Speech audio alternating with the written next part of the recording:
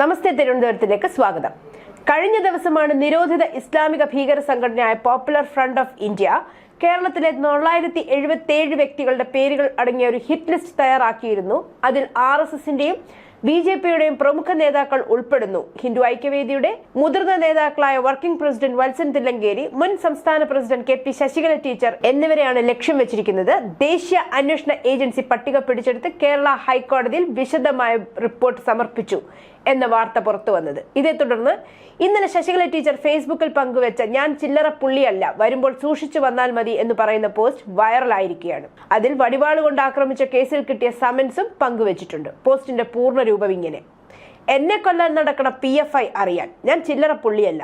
Mannar police station പരിധിയിൽ ശബരിമല പ്രക്ഷോഭകാലത്ത് ഒരു DYFI നേതാവിനെ വടിവാളുകൊണ്ട് ആക്രമിച്ച കേസിലെ പ്രതിയാണ് ഞാൻ.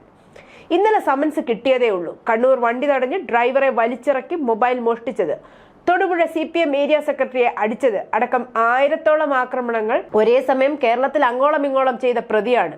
വരുമ്പോൾ സൂക്ഷിച്ചു വന്നാൽ മതി, പറഞ്ഞില്ലെന്ന് വേണ്ട."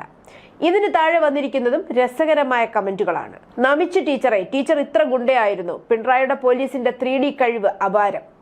അല്ല പിന്നെ PFI തീവ്രവാദികളുടെ വിചാരം അവർ മാത്രമേ പ്രതികളാകാവൂ എന്നാണ്. ഓഹോ, വടിവാളൊക്കെ കൊണ്ടാണല്ലേ നടപ്പ്.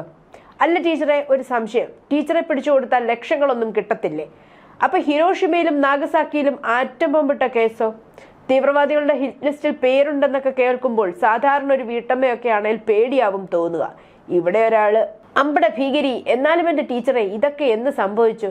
പഴയ കളരിയാ? ഹോ, വടിവാള് ഉപയോഗം കുത്തിപ്പിടിച്ചു കൂമ്പിലിടിച്ച കേസില്ലേ? അതൊക്കെ എങ്ങനെയാണ്?"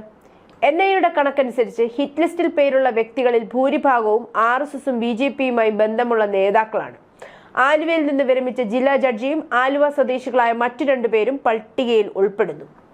ഈ പട്ടിക തയ്യാറാക്കാൻ ഉത്തരവാദികളായ PFI തീവ്രവാദികൾക്ക് 36 ചോദ്യങ്ങളുള്ള ഒരു ചോദ്യാവലി നൽകിയിട്ടുണ്ടെന്ന് NIA വെളിപ്പെടുത്തി.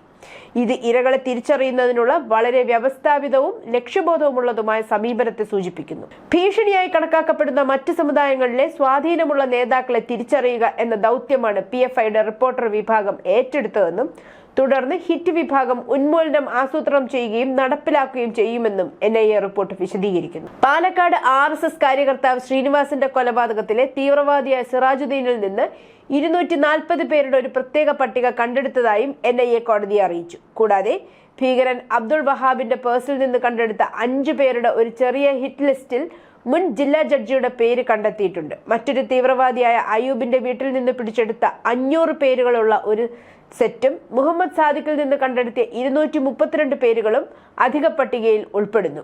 ശ്രീനിവാസൻ വധക്കേസിലെ 4 പോപ്പുലർ ഫ്രണ്ട് ഭീകരരായ മുഹമ്മദ് ബിലാൽ, റിയാസുദ്ദീൻ, അൻസാർ, KP, സഹീർ എന്നിവരുടെ ജാമ്യാപേക്ഷകളെ NIA എതിർത്തപ്പോഴാണ് ഈ വെളിപ്പെടുത്തലുകൾ ഉണ്ടായത്. "സമൂഹത്തിന് വേണ്ടി മരിക്കുന്നതിൽ അന്തസ്സുണ്ട്" എന്നാണ് KP ശശികല ടീച്ചർ ഈ സംഭവ വികാസത്തോട് പ്രതികരിച്ചുകൊണ്ട് അന്ന് തന്നെ പറഞ്ഞത്.